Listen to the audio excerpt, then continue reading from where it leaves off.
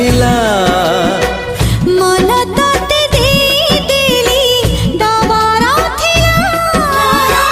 जीवन भी तते देवी कथा रहिला कथा काली जहा थिला त अकुहा आजी तते कहिली खोली तते